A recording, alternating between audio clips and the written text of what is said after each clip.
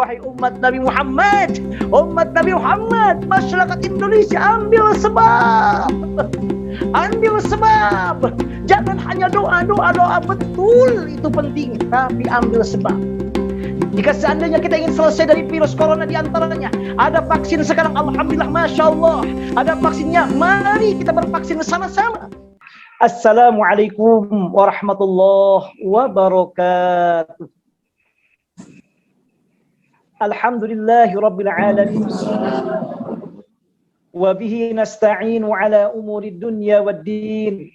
Wassalatu wassalamu ala sayyidina wa habibina wa nabiyyina wa maulana Muhammadin wa ala alihi wa sahbihi wa man tabi'ahu bi ihsanin ila yaumiddin. Subhanaka la ilma lana illa ma 'allamtana innaka antal alimul hakim. Allahumma salli ala sayyidina Muhammadin al-fatih lima ughliq wal khatim lima sabaq nasiril haqqi bil haqq wal hadi ila siratikal mustaqim wa ala alihi haqqa qadrihi wa miqdarihi al-azim.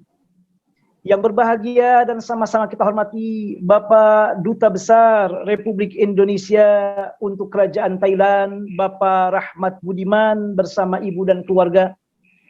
Yang berbahagia dan sama-sama kita hormati seluruh keluarga besar KBRI di Thailand, baik home staff-nya, lokal staff-nya, pun bersama keluarga semuanya. Yang berbahagia dan sama-sama kita hormati seluruh keluarga besar sekolah Indonesia di Bangkok, bapak gurunya, ataupun juga seluruh keluarga besar wali murid dan juga murid-murid tercinta yang insya Allah disayang Allah Subhanahu Wa Taala. Yang berbahagia dan sama-sama kita hormati Majlis Ta'lim As-Safir KBRI Bangkok, wabil khusus ketua yaitu Bapak Ustadz Muhammad Nur Salim bersama seluruh pengurus dan jajaran. Yang berbahagia dan sama-sama kita hormati seluruh persatuan pelajar yang berada di Bangkok dan tentunya seluruh masyarakat Indonesia yang berada di Thailand dan sekitarnya. Mudah-mudahan Allah senantiasa mencurahkan rahmat ampunan dan ridhonya untuk kita semuanya. Mudah-mudahan Allah senantiasa memberikan kesehatan, kelancaran, kemudahan dan keberkahan dalam hidup dan kehidupan kita dunia dan akhirat. Alhamdulillah pada kesempatan yang mulia ini Allah mempertemukan kita dalam waktu yang sangat luar biasa, dalam acara juga yang sangat luar biasa, pada waktu dan bulan juga yang sangat istimewa. Mudah-mudahan ini menjadi di antara sebab utama untuk kita, untuk kemudahan dan keberkahan serta kebahagiaan hidup kehidupan kita dunia dan akhirat. Rasulullah Allah Subhanahu wa taala berfirman dalam Al-Qur'an ketika berkaitan dengan kisah Nabiullah Musa alaihissalam bersama kaumnya Bani Israel dalam surah Ibrahim ayat 5. Allah memerintahkan Nabiullah Musa alaihissalam untuk mengingatkan para kaum Bani Israel agar mereka selalu mengenang, mengingat dan mengingat-ingat hari-hari agung, hari-hari bersejarah. Allah berfirman, "Wa dzakkirhum bi ayyamillah." Peringatkan pada mereka, tolong mereka untuk selalu mengingat-ingat hari-hari Allah. Al-Imam Ar-Razi dalam tafsirnya Mafatihul Ghaib, beliau mengatakan bahwa ayat ini mempunyai dua kandungan penting. Salah satunya, Allah memerintahkan Nabi Musa agar kaum Bani Israel mengingat-ingat dan memperingati semua kejadian-kejadian besar yang telah Allah berikan kepada mereka. Di mana ketika mereka diperbudak di Mesir oleh Fir'aun, ketika mereka bahkan diberikan nikmat yang luar biasa, diselamatkan oleh Allah dari kejaran Fir'aun, termasuk ketika waktu terbelahnya Laut Merah di hadapan mereka. Allah mengingatkan mereka, khususnya kepada Nabi Musa, agar Bani Israel selalu mengingat-ingat semua nikmat-nikmat dan hari-hari bersejarah tersebut dengan firman-Nya, "Wa dzakkirhum bi ayyamillah." Dengan menggunakan fi'il amr, kata perintah. Sehingga karena itulah para ulama mengatakan bahwa di antara dalil pentingnya kita memperingati hari-hari besar dalam agama kita tercinta, di antaranya adalah peristiwa Isra Mi'raj. Itu di antaranya adalah ayat yang tadi, "Wa dzakkirhum bi ayyamillah." Bahkan bukan hanya itu, para ulama juga mengatakan bahwa di antara hal atau ayat atau dalil pentingnya kita mengagungkan, memperingati syiar-syiar Allah. Yang diantaranya adalah peristiwa-peristiwa besar yang terjadi dalam agama kita. Di antaranya Isra Mi'raj, Maulid Nabi dan yang lainnya. Adalah firman Allah dalam surah Al-Hajj ayat 32. Bahkan dalam ayat 32 di surat Al-Hajj ini, Allah menyebutnya, siapa yang mengagungkan syiar Allah, di antaranya dengan memperingati nikmat-nikmat hari-hari bersejarah yang ada dalam agama kita, di antaranya Isra Mi'raj. Dalam ayat ini Allah menyebutnya sebagai bagian dari ketakwaan hati kita. Allah berfirman, "Wa may yu'azzim sya'airallah fa innaha min taqwal qulub." Maka itu adalah bagian dari ketakwaan hati. Makanya mudah-mudahan dengan kita memperingati peristiwa Isra Mi'raj ini menjadi di antara sebab Allah lebih memberikan kemudahan, keberkahan hidup dan kehidupan kita. Dan juga mudah-mudahan menjadi sebab untuk segera wabah corona ini segera berakhir dengan izin Allah. Dan Allah memberikan kekuatan, kesabaran, ketabahan, dan istiqamah kita dalam menjalankan semua perintah dan menjauhi semua larangan Allah Subhanahu wa Ta'ala. Bapak Ibu yang berbahagia, yang dirahmati Allah Subhanahu wa Ta'ala, Isra Mi'raj merupakan mukjizat yang sangat agung yang hanya Allah berikan pada Nabi Muhammad. Makanya para ulama mengatakan Isra Mi'raj merupakan di antara dalil betapa Allah sangat mengagungkan Nabi kita. Betapa Allah sangat mengistimewakan Rasul kita sallallahu alaihi wasallam dari semua nabi dan rasul yang lainnya. Bahkan bukan hanya itu. Jika seandainya nabi dan rasul Nabi Muhammad Allah agungkan, maka otomatis umatnya pun Allah agungkan dan Allah muliakan. Dan ini Allah tegaskan selangsung dalam Al-Quran. Ketika Allah berfirman, ketika menyebut umatnya Nabi Muhammad termasuk kita. Kuntum khaira ummah, kata Allah. Kalian wahai umat Nabi Muhammad, termasuk kita adalah sebaik-baik umat. Sebaik-baik umat. Kenapa? Karena Nabi dan Rasulnya juga adalah sebaik-baik Nabi dan Rasul. Makanya satu-satunya peristiwa yang tidak Allah berikan kepada satupun Nabi dan Rasul yang lainnya, kecuali hanya untuk Nabi kita tercinta, hanya untuk Rasul kita tercinta, Nabi Muhammad SAW, itu diantaranya adalah peristiwa agung Isra dan Mi'raj. Bayangkan Bapak Ibu bahagia, semua Nabi Allah berikan dia di bumi. Diberikan mukjizat berupa ini, berupa itu, semua terjadi di bumi. Namun tidak pernah ada yang kemudian Allah angkat, Allah ajak, Allah pergikan, Allah jalankan. Sampai bukan hanya menembus dari sebuah daerah ke daerah yang lain. Bukan hanya menembus dari satu kota ke kota yang lain. Namun menembus dari dunia, kemudian langsung dari bumi, langsung menembus sampai ke langit. Bahkan bukan hanya ke langit ketujuh. Bahkan menembus melewati langit ketujuh. Yang kita kenal dengan Sidratul Muntaha. Bahkan kata para ulama, setelah Sidratul Muntaha, Rasul ditaikkan lagi sampai 2 tahap berikutnya. Makanya kata para ulama ada 10 tingkatan yang Rasul lalui dalam peristiwa Mi'rajnya. 7 lapis langit. Kemudian Sidratul Muntaha ke-8. Ke-9-nya ketika Qalam, yaitu ketentuan Allah terjadi. Dan kemudian yang terakhir ke-10 di atasnya itu lagi. Jangankan Nabi dan Rasul. Ra'isul Malaikah. Ketua para malaikat Jibril alaihissalam. Yang menemani baginda Rasulullah dalam peristiwa agung ini gak sanggup sampai menemani baginda Rasulullah sampai naik ke atasnya. Ini artinya sekali lagi, tidak ada satu pun yang Allah berikan mukjizat agung kecuali untuk Nabi kita tercinta Nabi Muhammad sallallahu alaihi wasallam. Maka ini artinya betapa agungnya luar biasa peristiwa agung luar biasa Isra Mi'raj ini, dan tentu seyogianya di antara wujud cinta kita dengan Allah, cinta kita dengan Rasulullah, mencintai juga dengan hikmah dari Isra Mi'raj perjalanan agung ini adalah memperingatinya sebagai upaya bagian dalam rangka lebih mendekatkan diri kita kepada Allah dan juga kepada Rasulullah sallallahu alaihi wasallam. Sebagaimana kita ketahui, Allah Subhanahu wa taala menegaskan peristiwa ini dalam Al-Qur'an dan Rasulullah menyebutkan dalam banyak hadis. Sampai kata para ulama, hadis berkaitan dengan Isra Mi'raj sudah sampai mutawatir. Karena diriwayatkan oleh lebih dari 40 sahabat Rasulullah yang menceritakan Isra Mi'raj ini. Dan Isra sebagaimana kita ketahui adalah perjalanan pada waktu malam yang dilakukan oleh Allah terhadap Nabi Muhammad SAW. Dari Masjidil Haram sampai Masjidil Aqsa. Sebagaimana disinggung oleh Bapak Dubes tercinta kita, yaitu Bapak Rahmatan. Dari Masjidil Haram sampai ke Masjidil Aqsa. Kemudian dari Masjidil Aqsa dinaikkan Mi'raj, yaitu sampai menembus langit yang ketujuh dan di atasnya. Itulah peristiwa agung yang sangat dahsyat dan luar biasa. Dan bukan hanya itu. Semua hal yang berkaitan dengan Isra Mi'raj, baik kendaraannya, baik yang dilihatnya, baik yang menemaninya, baik penghuni langit yang ditemuinya, semua adalah yang luar biasa. Kendaraan yang dipakai adalah kendaraan buraq, yang kata para ulama tidak satu pun Nabi dan Rasul yang pernah menungganginya kecuali hanya Nabi Muhammad. Spesial. Betul dia berupa hewan. Dalam hadis riwayat Imam Bukhari Muslim disebutkan dabah. Dabah dia hewan abiyad, warnanya putih. Dia besarnya di bawah bigol, kemudian di atas keledai. Dabahnya buraq. Yang menemaninya, roisnya malaikat, kepalanya malaikat Jibril. Bahkan disebutkan dengan Mikail. Kemudian nabi-nabi yang ditemuinya, Masya Allah dalam Mi'raj, juga nabi-nabi luar biasa. Langit pertama bertemu dengan Nabiullah Adam. Langit kedua bertemu dengan Nabiullah Isa dan Yahya.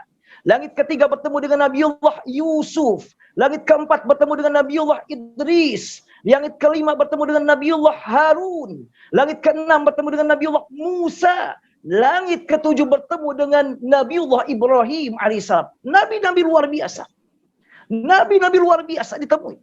Semua hal yang berkaitan dengan Isra Mi'raj adalah sesuatu yang istimewa dan luar biasa. Makanya saking agungnya peristiwa ini, Allah sampai menyimpan di antara nama surat dalam Al-Quran, nama surat itu diambil dari peristiwa agung ini. Isra. Suratul Isra, Al-Isra.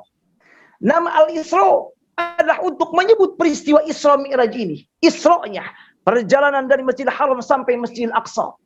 Bahkan yang menarik saking Allah mengagungkan peristiwa ini.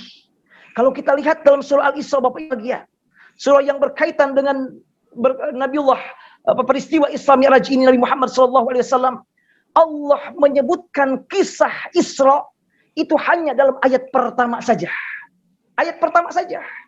Yang tadi dibacakan oleh Ustaz Asep. Subhanalladzi asra bi'abdihi laylan minal masjidil harami ilal masjidil aqsa alladzi barakna hawlahu. Alladzi barakna hawlahu linuriyahu min ayatina. Innahu huwas sami'ul basir. Ini ayat ini saja. Allah menjelaskan, menceritakan peristiwa Isra hanya dalam ayat pertama saja. Ayat keduanya bukan lagi berkaitan dengan peristiwa Isra, tapi berkaitan dengan Nabiullah Musa alaihissalam. Ayat keduanya Allah berfirman, wa atayna Musal kitaba wa ja'alnahu hudan li bani Israil alla tattakhidhu min duni wakila. Tidak lagi berkaitan dengan Isra.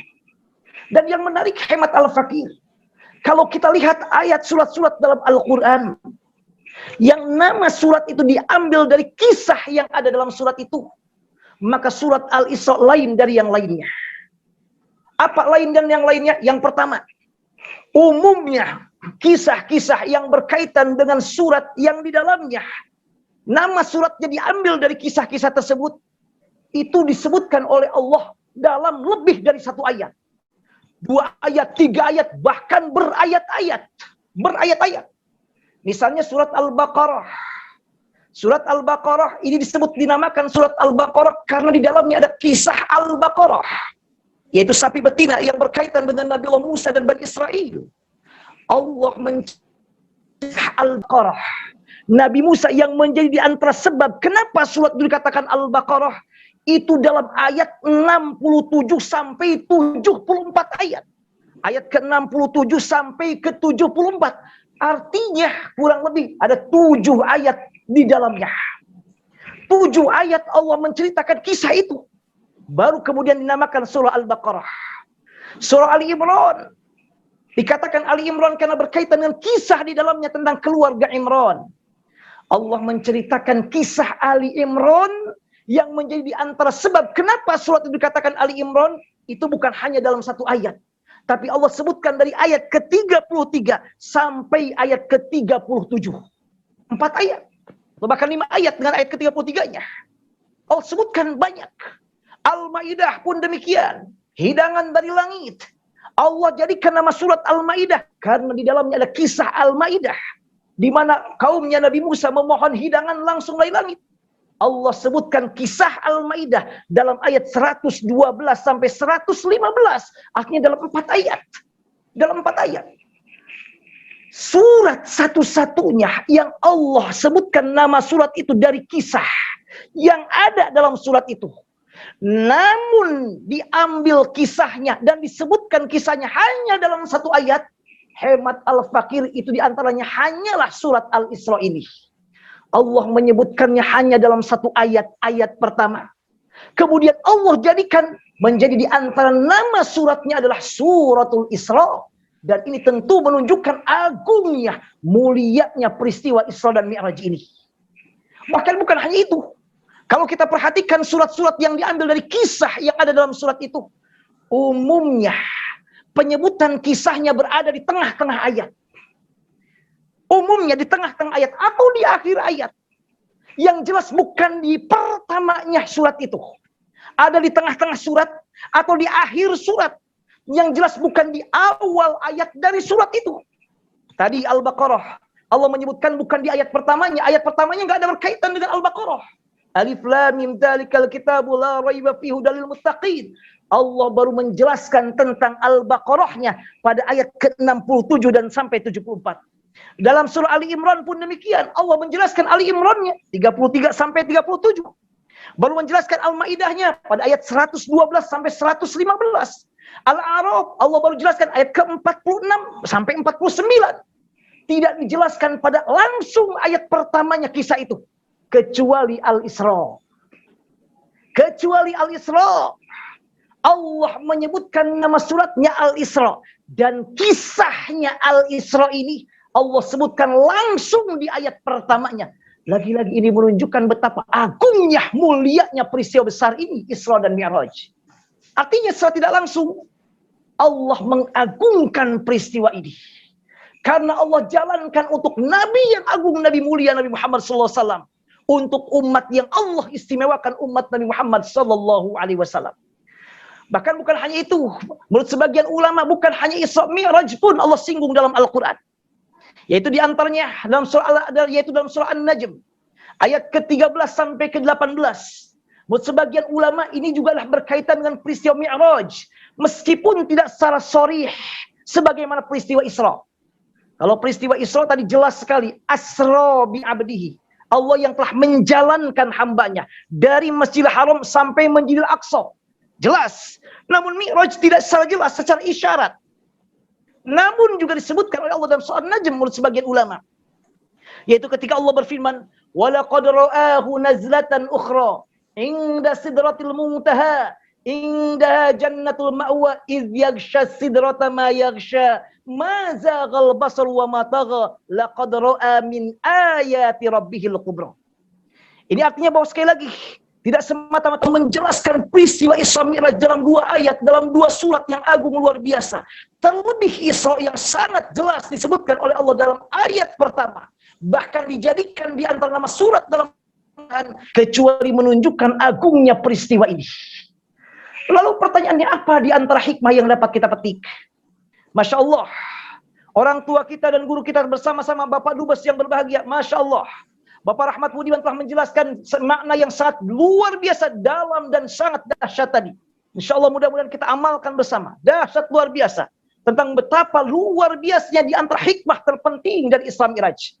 Kini kita mari mencoba melihat sisi yang lain atau bahkan menambahkan atau bahkan mengembangkan seperti yang disampaikan oleh Pak Dubes tadi.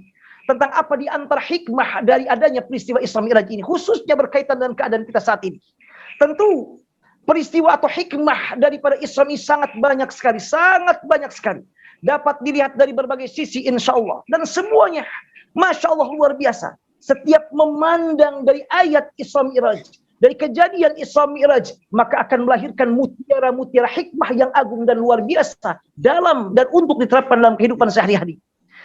Kita ambil 3 saja dalam kesempatan kali ini di antara hikmah utama berkaitan dengan Isra Mi'raj. Pertama, betapa kita harus lebih meningkatkan, memantapkan dalam diri kita.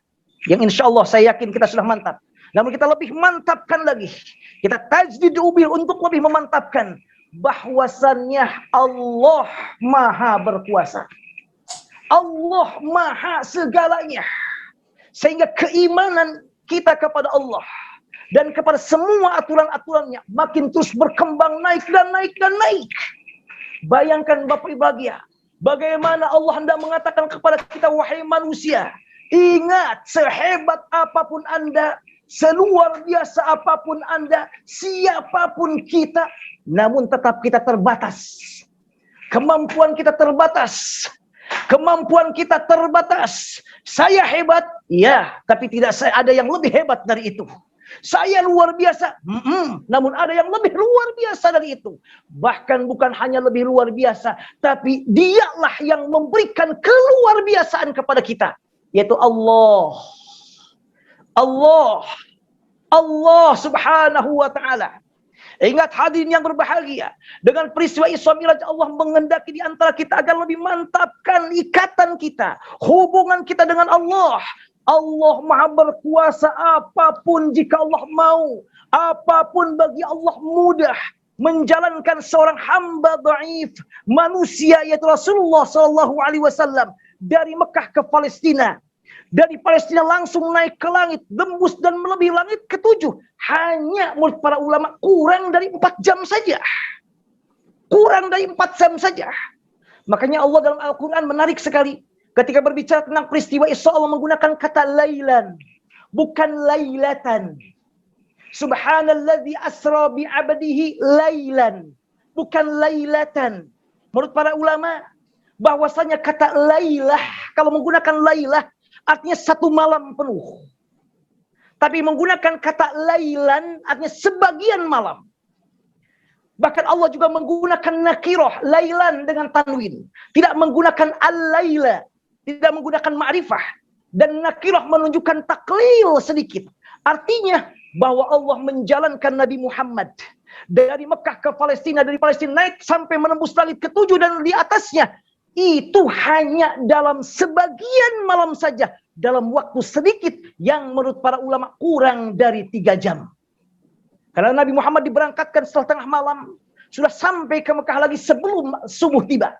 Sebelum waktu subuh tiba. Waktu yang sangat sempit. Dan ingat Allah memerintah, Allah menegaskan dalam ayat ini, ya bahwasanya yang berjalan bukan Nabi Muhammad. Nabi Muhammad dalam peristiwa Isra Mi'raj bukan sebagai subjek, tapi sebagai objek. Subjeknya Allah. Maka kita lihat dalam firman-Nya, subhanalladzi asra bi'abdihi. Allah menggunakan kata asra yang dalam bahasa Arab merupakan fi'il muta'addi. Artinya yang memerlukan objek. Bahwasanya Maha Suci Allah yang telah menjalankan hambanya. Bahwa Allah menegaskan bahwa ingat, yang berjalan bukan Muhammad sendirinya, tapi aku yang menjalankannya. Maka fi'il yang dipakai fi'il muta'addi, bukan fi'il lazim. Bukan fi'il lazim. Bahwasannya betul, kalau seandainya Nabi Muhammad berjalan sendiri dari Mekah ke Palestina, dari Masjidil Haram ke Palestina, yang memerlukan waktu saat itu minimal 40 hari, 40 malam, atau minimalnya paling sedikitnya 1 bulan lamanya. Betul, kalau itu yang berjalan Nabi Muhammad sendiri, perlu waktu itu. Namun ingat, bahwa peristiwa Isra Mi'raj bukan Nabi Muhammad yang berjalan sendiri, tapi Allah yang menjalankannya. Mungkin ini ilustrasi mudahnya. Seperti jam dari 12 ke 12 perlu 24 jam dia untuk bisa putar lagi. Jarum pendeknya ke angka 12 lagi. Itu kalau jamnya jalan sendiri. Namun kalau seandainya jarum jamnya itu bukan jalan sendiri, tapi dijalankan oleh manusia, oleh saya misalnya, saya putar belakangnya, maka langsung saya putar. Hanya dalam berapa detik saja. Jarum jam pendek 12 sudah ke 12 lagi. Kenapa? Karena saat ini adalah bukan jamnya yang jalan sendiri, tapi ada yang menjalankannya. Pun dengan demikian dengan Nabi Muhammad SAW. Allah yang menjalankannya. Allah yang menjalankannya. Bahkan Allah menegaskan, Allah menggunakan kata abd. Asra bi abdihi, abdihi. Al-Imam Ar-Razi dan tafsirnya Mafatihul Ghaib atau sering disebut dengan At-Tafsir Al-Kabir, beliau mengatakan, di antara hikmah kenapa Allah menggunakan kata abdun dalam ayat ini untuk menjelaskan bahwa peristiwa Isra Mi'raj adalah peristiwa yang terjadi badan dan ruh, bukan hanya ruh saja. Di badan Nabi Muhammad dan ruhnya diperjalankan oleh Allah dalam waktu yaqdhah, dalam keadaan tidak dalam mimpi dan tidak dalam tidur. Ini makanya Allah menggunakan kata abdun. Makanya kalau kita lihat dalam ayat-ayat Al-Quran, menggunakan kata abdun, Allah selalu untuk menyebut hamba badan dan ruhnya. Badan dan ruhnya. Itulah yang diambil oleh mayoritas ulama, bahwa peristiwa Isra Mi'raj adalah perjalanan badan dan ruh Nabi Muhammad, bukan hanya ruh saja. Di antaranya Allah menggunakan kata bi'abdihi dalam ayat tersebut. Allah Maha Agung, Allah Maha Berkuasa, Allah Maha Luar Biasa. Jika Allah berkehendak, Allah sangat mudah.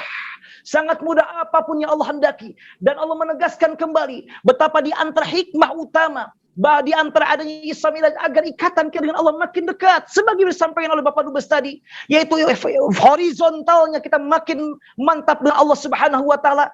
Allah menegaskan dalam surah Al-Isra ayat 1-nya tadi, bahwa peristiwa Isra di antara hikmahnya Allah tegaskan linuriyahu min ayatina, untuk aku lihatkan kepada Nabi Muhammad tanda kekuasaan Allah. Allahu Akbar. Allahu Akbar. Bahkan dalam tentang Mi'raj juga dalam surat An-Najm ayat 18 pun demikian. Di antara hikmahnya, laqad ra'a min ayati rabbihil kubra. Melihat di antara bagian tanda kekuasaan Allah yang agung dan luar biasa. Bayangkan Bapak Ibrahim. Umumnya Nabi dan Rasul ketika berbicara tentang agama Allah hanya sama pendengaran saja. Mendengar. Jarang yang melihat langsung. Mereka mendengar tentang surga, disampaikan tentang surga, tapi tidak pernah masuk ke surga. Menyampaikan kepada kaumnya tentang neraka lewat pendengaran, wahyu, namun tidak pernah melihat langsung nerakanya. Tentang orang yang demikian akan dihukum demikian, yang begini akan dihukum demikian, hanya lewat pendengaran, wahyu, disampaikan kepada kaumnya. Tidak melalui langsung dengan mata langsung. Kecuali untuk Nabi kita tercinta, sallallahu alaihi wasallam. Kecuali untuk Rasul kita tersayang, sallallahu alaihi wasallam.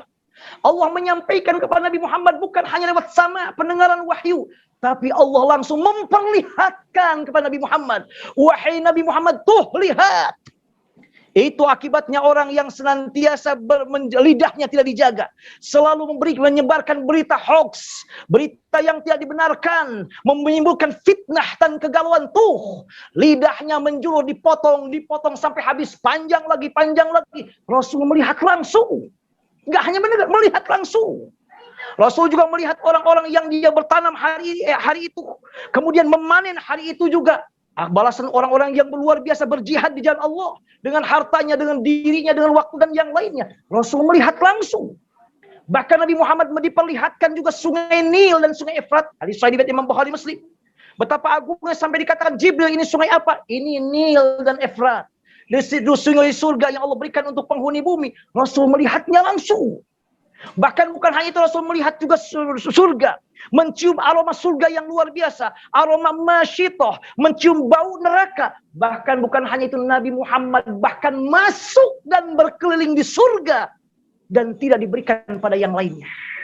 Nabi Muhammad bukan hanya melihat surga, Rasulullah dimasukkan oleh Allah untuk masuk ke dalam surga. Melihat inilah kenikmatan surga. Maka seolah Allah hendak mengingatkan kepada kita, wahai umat-umat hamba-hamba Allah, jika umat-umat sebelum umat Nabi Muhammad, mereka mendengar surga hanyalah lewat pendengaran saja. Kenikmatan surga hanya pendengaran saja. Kenikmatan tentang surga hanya lewat pendengaran saja. Tentang juga berkaitan dengan siksa neraka hanya pendengaran saja.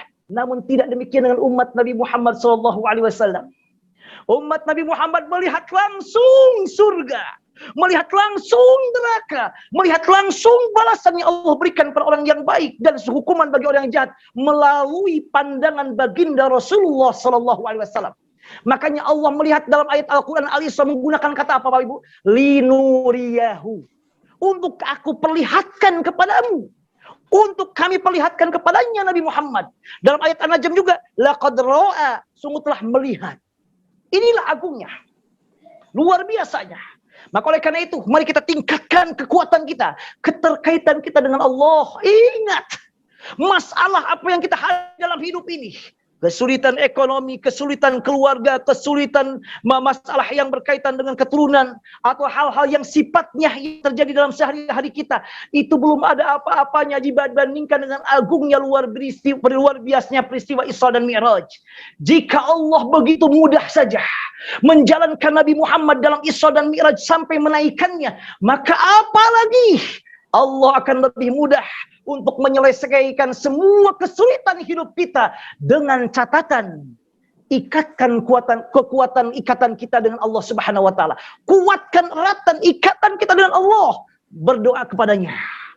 Lakukan semua perintahnya. Jauhi semua larangannya. Tebarkan kecintaan kepada semua makhluknya. Tebarkan kasih sayang pada semua makhluknya. Cintai firman-Nya. Baca dan kaji Al-Quran. Jika ikatan itu kuat kita jalin dengan Allah, maka Allah akan sangat mudah menyelesaikan semua masalah kita. Sebagaimana Allah mudah menjalankan baginda Nabi Muhammad dari Mekah ke Palestina, bahkan menembus langit sampai langit ke atas. Bukankah Allah Subhanahu wa taala berfirman dalam surah Yasin ayat 82-83 yang sering kita baca ayat surat ini. Innama amruhu idza arada syai'an ay yaqula kun fayakun. Fasubhanalladzi biyadihi malakutu kulli syai'in wa ilaihi turja'un. Jika Allah berkehendak, jadilah, maka dengan izin Allah jadi. Maka oleh karena itu hadirin yang berbahagia, jika ada yang sedang ada masalah saat ini dengan kesehatannya, mohonlah kepada Allah. Berdoalah kepada Allah. Lakukanlah salat, perbanyaklah kebaikan, selain tentunya mengambil sebab dengan datang ke dokter dan juga hal-hal yang lainnya. Wahai saudara-saudariku yang saat ini sedang kesulitan dengan masalah belajarnya, untuk teman-teman seperjuangan dalam mencari ilmu di negeri Thailand misalnya, dekatkan dengan Allah. Dekatkan dengan Allah. Tidak ada satupun yang mustahil bagi Allah. Apapun yang menurut kita sulit bagi Allah mudah. Ingat, tidak ada yang lebih agung dari masalah kita yang kita hadapi. Dan jika dibandingkan dengan luar biasanya peristiwa Isra Mi'raj, masalah yang kita hadapi saat ini belum ada apa-apanya jika dibandingkan dengan luar biasanya peristiwa Isra dan Mi'raj. Jika Allah mudah begitu saja menjalankan Nabi Muhammad dalam Isra Mi'rajnya, maka insya Allah lebih mudah lagi menyelesaikan persoalan hidup kita dalam kehidupan sehari-hari ini. Yang sakit perbanyak berdoa kepada Allah. Perbanyak juga datang, tentunya kita datang ke dokter juga harus mengambil sebab. Yang sedang ada masalah dengan keluarga, yuk selesaikan, dekatkan dengan Allah. Dekatkan dengan Allah. Manakala ikatan kita kuat dengan Allah, maka insya Allah Allah mudah memberikan jalan keluar kepada kita. Bukankah masalah-masalah itu yang memilikinya hanyalah Allah? Bukankah penyakit yang memberikan sakit dan kesehatan yang menyembuhkan hanyalah Allah? Kita hanya sebab. Datang ke dokter sebab. Mengambil obat, minum obat adalah sebab. Namun hakikatnya harus kita yakin bahwa yang menyembuhkan, yang memberikan, yang menolak bala, mengangkat wabah, mengangkat COVID, menjauhkan bencana, semua hanyalah Allah. Hanyalah Allah. Bukan yang lain. Tapi tetap kita harus mengambil sebab. Ingat, dalam Al-Quran bukan hanya tentang Isra Mi'raj Allah menjelaskan hal yang luar biasa, yang di luar kita, di luar akal kita. Betapa Allah sangat berkuasa, mudah membuat apapun juga kalau Allah mau. Selain Isra Mi'raj Allah menyebutkan misalnya tentang kisah Maryam. Maryam alaihissalam, dia hamil tanpa dia disentuh laki-laki dan tidak menikah. Tidak disentuh oleh laki-laki dan tidak menikah. Nampaknya, saya yakin secara ilmu pengetahuan tidak akan masuk akal. Menurut akal manusia, apalagi terbatas kita akal kita. Ilmu kita terbatas. Ilmu kita terbatas. Namun Allah simpan dalam Al-Quran kisah Maryam. Wanita yang masih gadis. Belum disentuh oleh laki-laki. Namun jika Allah mau, Allah kemudian berikan. Jadikan di perutnya kemudian hamil-hamil sampai melahirkan seorang Nabi dan Rasul luar biasa. Nabi Isa alaihissalam. Kenapa Allah menyimpannya dalam Al-Quran kisah ini? Di antara hikmahnya, agar kita makin yakin dengan kekuasaan Allah. Makin dekat dengan Allah.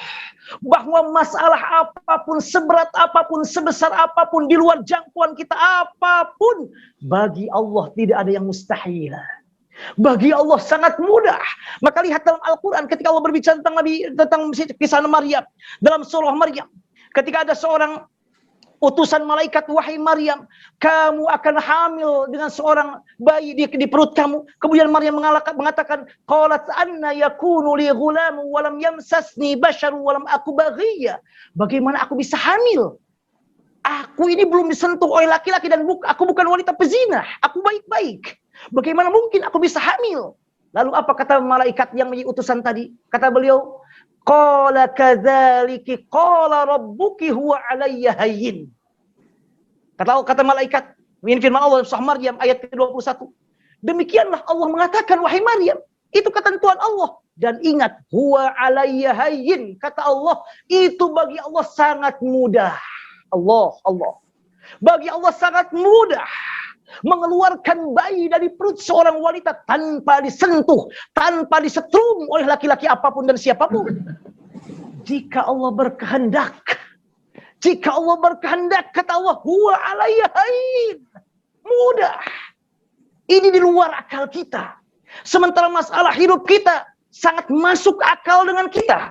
Persoalan hutang piutang misalnya, masalah kesehatan, masalah calon pendamping, masalah keturunan, masalah keamanan sangat masuk akal. Insya Allah semuanya akan berikan jalan keluar oleh Allah manakala di antaranya kita dekat dengan Allah.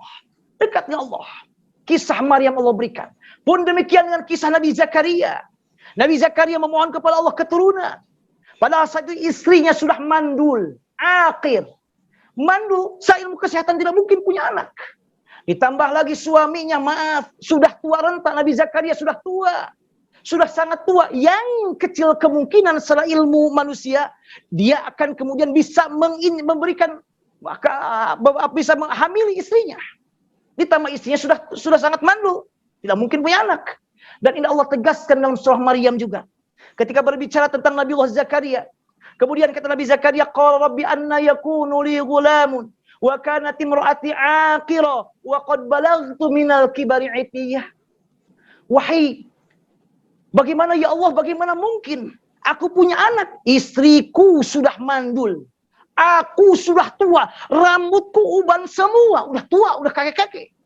Apa kata Allah? Qala kadzalika qala rabbuk. Ingat Zakaria, itu Allah sudah tentukan. Allah sudah tentukan bahwa kamu akan punya anak namanya Yahya. Sekalipun istrimu mandul, sekalipun kamu adalah yang sudah tua renta. Kata Allah, qala kadzalika qala rabbuka huwa alayya hayyin. Dan ingat wahai Zakaria, itu bagiku, kata Allah, sangat mudah. Tuh. Allah menyebut dalam dua kisah ini, kisah Maryam, kisah Zakaria, yang di luar akal kita, di luar kemampuan manusia kita, di luar batasan jangkauan kita. Mustahil, tidak mungkin terjadi. Namun Allah simpan dalam Al-Quran. Dalam surah Maryam, yang Al-Quran dibaca terus oleh umat Islam insya Allah sampai hari kiamat nanti. Si antaranya sebagai pelajaran bahwa manusia bagi Allah gak ada yang mustahil. Gak ada yang mustahil. Dan Allah akan mengabulkan keinginan dan doa kita manakala ikatan kita dekat dengan Allah. Ikatan kita dekat dengan Allah. Ikatan horizontal kita dengan Allah sangat-sangat dekat. Dan bahkan Allah berjanji dalam ayat yang lain. Wahai hamba-hambaku. Ini dalam surat Ghafir, dalam surah Al-Mu'min ayat 60. Kata Allah, ud'uni astajib lakum. Jika kita mempunyai masalah hidup, apapun masalahnya, di antara caranya, selain tentunya berusaha, ud'uni, kata Allah, berdoalah kepadaku, astajib lakum, niscaya aku akan kabulkan doa kalian. Allah enggak mengajak hanya orang soleh, tidak. Berdoalah kepada wahai orang-orang soleh saja, enggak. Enggak mengatakan hai Nabi dan Rasul berdoalah kepadaku, enggak.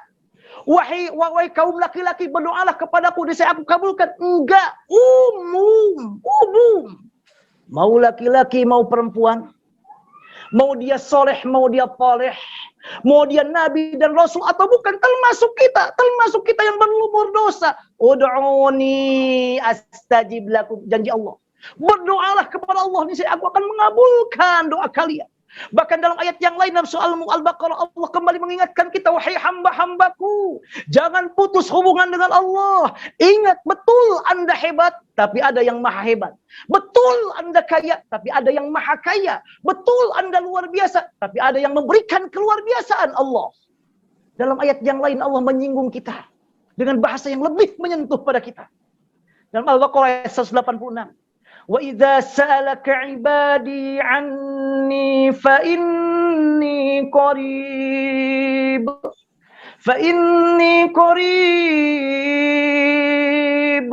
ujibu da'watad da'i idza da'ani falyastajibu li wal yu'minu bi la'allahum yarshudun. Kata Allah, wahai Muhammad sallallahu alaihi wasallam, jika hamba-hambaku, Allahu Akbar, Allah menyebut kita hamba-hamba Allah. Allah menyebut kita yang berlumur dosa, hamba-hamba Allah. Wa idza sa'alaka 'ibadi, kalau hamba-hambaku bertanya kepadamu Muhammad, anni, tentang aku, fa inni qarib, katakan aku sangat dekat dengan kalian. Aku sangat dekat dengan kalian. Wahai hamba-hambaku yang sekarang sedang sakit, aku sangat dekat dengan kalian. Wahai hamba-hambaku yang sekarang sedang ada masalah dengan masalah kehidupan sehari-hari, aku sangat dekat dengan kalian. Wahai masyarakat, aku dekat dengan kalian. Wahai pejabat, aku dekat dengan kalian. Lalu kata Allah apa? Ujibu da'watad da'i idza da'an. Aku akan mengabulkan doa. Aku akan memenuhi permintaan manakala hambaku itu memohon kepadaku. Manakala hambaku itu berdoa kepadaku.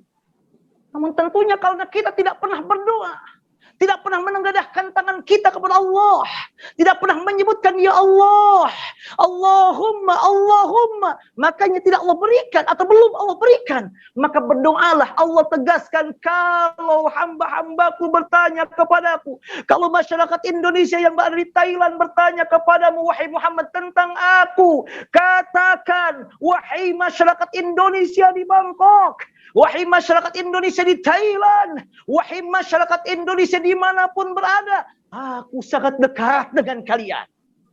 Aku sangat dekat dengan kalian. Dan aku akan mengabulkan doa-doa orang yang memohon kepadaku. Allahu Akbar. Allahu Akbar. Mari kita doa terus kepada Allah. Setiap selesai sholat, setiap ada masalah, berdoa kepada Allah. Bahkan kata para ulama mengatakan di antara waktu mustajab berdoa, bahwa adalah manakala kita sedang dalam masalah sangat-sangat sulit, sangat-sangat terjepit. Dengan dalil amma yujibul mudtarra idza da'ah, bahwa Allah akan mengabulkan doa orang yang betul-betul sedang terjepit masalah, terjepit dengan masalah kesehatan, dengan masalah keuangan, dengan masalah kehidupan sehari-hari, dengan masalah wabah. Mari berdoa kepada Allah. Allah berjanji akan mengabulkan doa kita. Akan mengabulkan doa kita. Eratkan hubungan kita, kedekatan kita dengan Allah. Karena yakin Allah Maha berkuasa. Jika Allah bisa menjalankan Nabi Muhammad dari Mekah ke Palestina, naik sampai ke langit, itu sesuatu yang sangat luar biasa. Jika Allah mudah melakukan hal itu, menjalankan hal itu, maka apalagi dengan hal-hal yang sehari-hari kita dapatkan. Mari dekat dengan Allah. Wabil khusus dengan zaman corona sekarang ini, dekat dengan Allah. Selain tentunya kita wajib mengambil sebab. Kita dekati Allah, berdoa. Misalnya di antara wirid-wirid yang disampaikan oleh Nabi Muhammad untuk terjaga dari hal-hal yang tidak diinginkan termasuk wabah corona. Membaca Bismillahilladzi la yadurru ma'asmihi syai'un fil ardi wala fis samaa'i wa huwas samiul 'alim 3 kali. Setiap pagi dan sore. Kata Rasulullah, siapa yang membacanya Allah akan singkirkan sesuatu yang tidak diinginkan, baik dia dari setan ataupun dari yang lainnya. Baca juga Al-Ikhlas, Al-Falaq, An-Nas. Baca juga ayat kursi, zikir-zikir yang lain, zikir pagi, zikir sore. Yang hafal wiridnya, hizibnya Imam Nawawi, silahkan dibaca. Yang hafalnya hizib baharnya Imam As-Syadzili, silahkan dibaca. Semua yang luar biasa dalam rangka upaya mendekatkan ikatan kita, karena kita yakin Allah begitu mudahnya menjalankan Isra Miraj, maka apalagi menyelesaikan masalah-masalah yang kita hadapi. Berdoa kepada Allah. Yang kedua, Harusnya kita mengambil sebab. Seorang muslim tidak hanya menengadahkan tangan begitu saja. Tidak hanya ya Allah, ya Allah, ya Allah. Tidak. Betul itu harus. Betul. Tapi juga harus diiringi dengan yang lain. Apa? Ambil sebab pelantaran hidup kita. Jika kita mau pintar, belajar. Jika kita ingin berkecukupan, kerja keras. Jika kita ingin sama-sama menyelesaikan wabah ini, yuk sama-sama patuhi protokol kesehatan.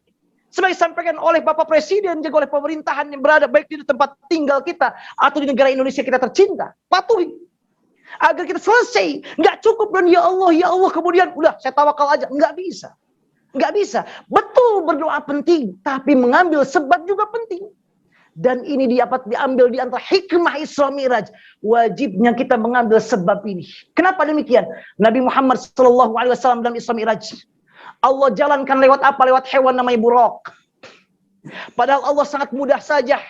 Dan mudah bagi Allah menjalankan Nabi Muhammad tanpa buraq. Langsung dari Mekah ke Palestina, langsung naikkan ke langit tanpa buraq. Langsung. Mudah bagi Allah. Namun kenapa Allah memilih adanya buraq sebagai kendaraannya? Di antara hikmahnya agar kita mengambil sebab sebagai Nabi Muhammad SAW. Nabi Muhammad juga kemudian bahkan mengikat buraq itu sampai di Palestina. Beliau ikat dulu buraq itu. Loh, diikat oleh Nabi Muhammad, diikat. Hadisnya sahih riwayat Imam Muslim. Kata Rasulullah, "Farabatuhu bil halqatil lati yarbitu bil anbiya." Aku ikat dulu itu buraq. Kemudian Nabi Muhammad sholat bersama dengan para nabi dan rasul yang lainnya. Nabi Muhammad mengikat buraq. Padahal kalau nggak diikat buraq nggak kemana-mana. Karena buraq tidak bisa ditunggangi oleh siapa saja kecuali hanya Nabi Muhammad SAW. Nabi dan rasul yang lainnya nggak mungkin. Apa ini peristiwa agung luar biasa. Dan ini hewan bukan hewan sembarangan. Cepatnya luar biasa, lebih dari kecepatan cahaya. Dahsyatnya luar biasa. Hewan yang khusus hanya Isra Mi'raj. Kalaupun nggak diikat bisa nggak akan lepas kemana-mana. Namun Rasul mengikatnya untuk mengajarkan kita, wahai umat Nabi Muhammad, masyarakat Indonesia, ambil sebab. Ambil sebab. Jangan hanya doa, betul itu penting, tapi ambil sebab. Jika seandainya kita ingin selesai dari virus corona, di antaranya ada vaksin sekarang, alhamdulillah, masya Allah, ada vaksinnya. Mari kita bervaksin bersama-sama. Di antar bagian sebab. Wajibnya kita mengambil sebab. Dan itu sudah diuji kesehatannya oleh semua tim yang ahli.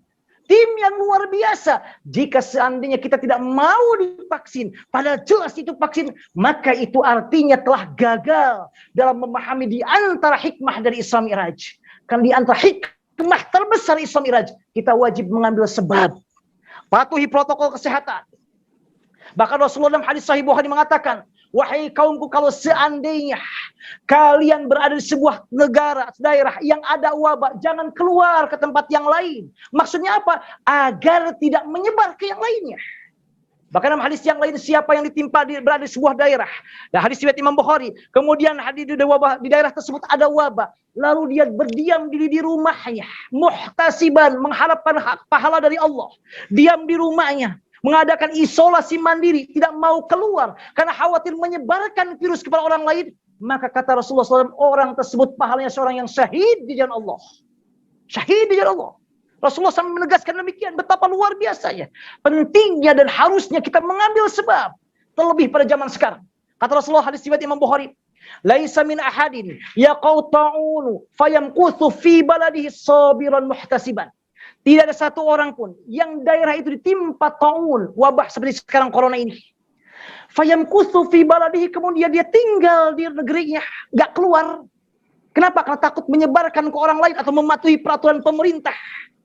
Dalam hadis yang lain riwayat Imam Ahmad, fayamkuthu fi baitihi, dia tinggal di rumahnya karena enggak mau menebarkan penyakit ke orang lain. Sabiron, dengan catatan dia sabar. Muhtasiban, dan mengharapkan hanya pahala dari Allah Subhanahu wa taala. Ya'lamu annahu la yusibu illa ma kataballahu lahu. Dia yakin tidak ada yang terjadi di jagat raya ini kecuali atas semua kehendak Allah. Kata Rasulullah, illa kana lahu mithlu ajri syahid. Maka pahala baginya seperti pahala orang yang syahid gugur di medan perang. Allahu Akbar.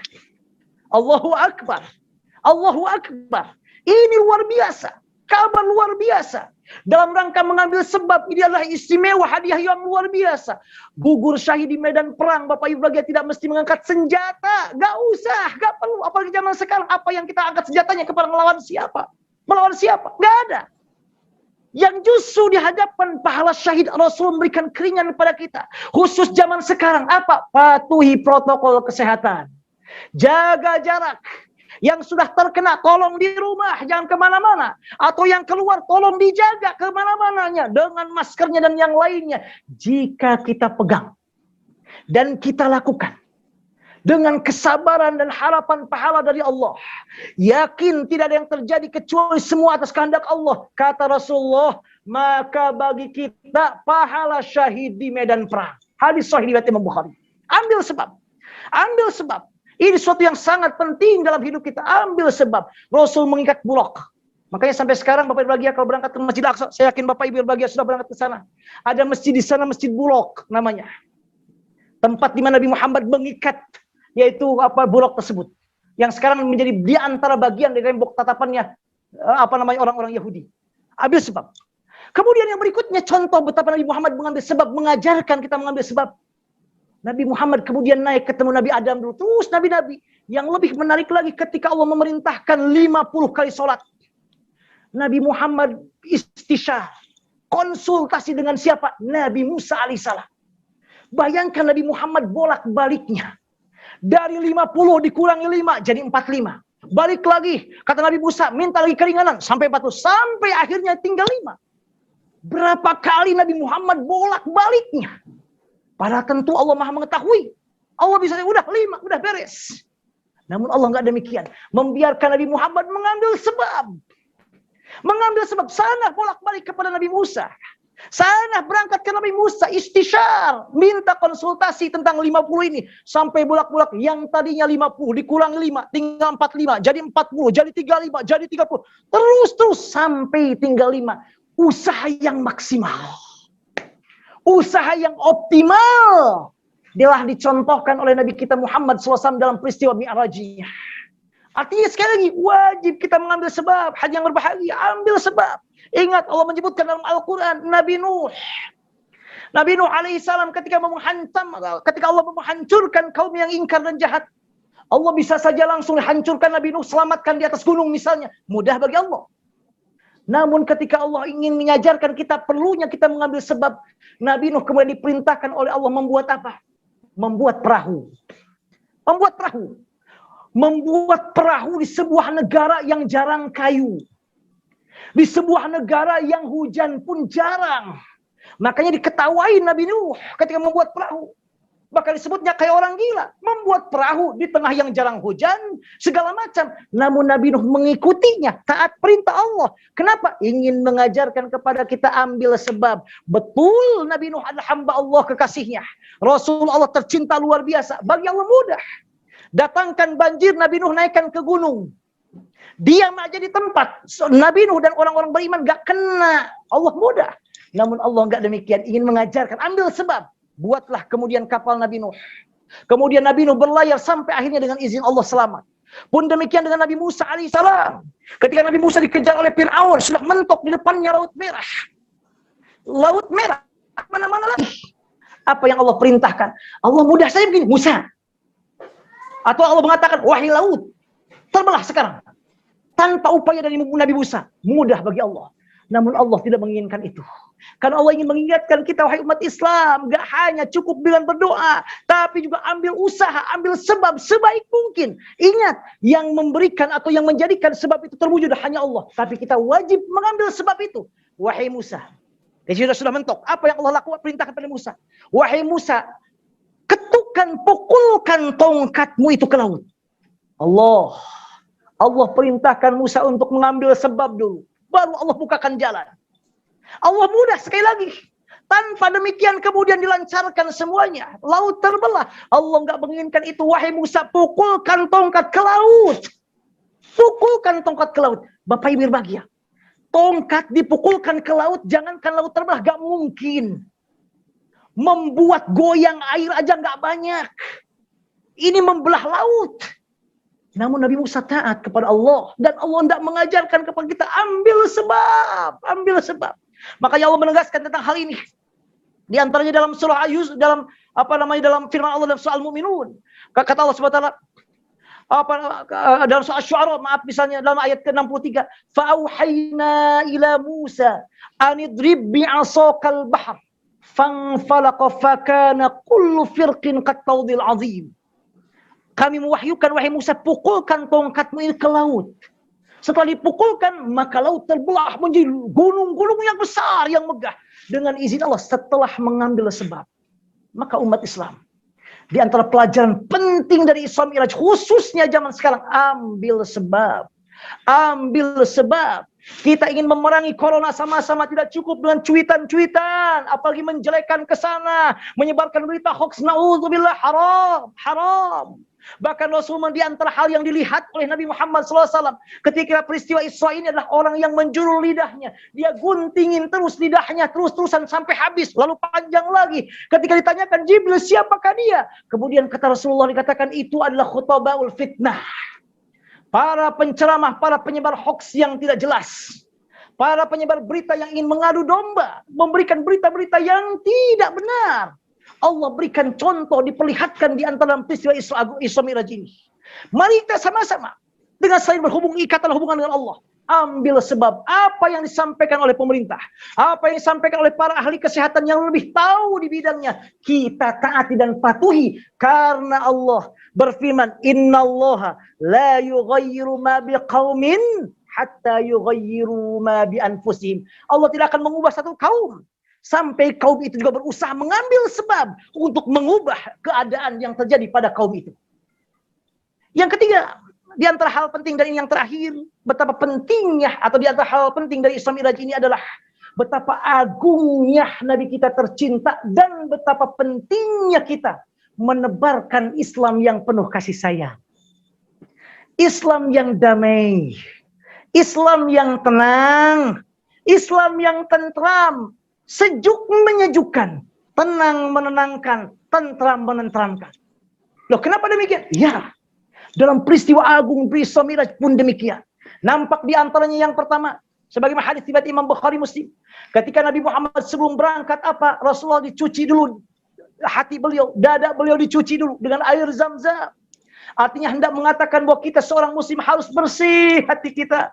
Jangan iri, jangan dengki. Jangan hanya sebab karena beda partai Anda berani menghina, memaki yang bukan partai Anda. Oh, na'udzubillah. Haram. Allah melarangnya.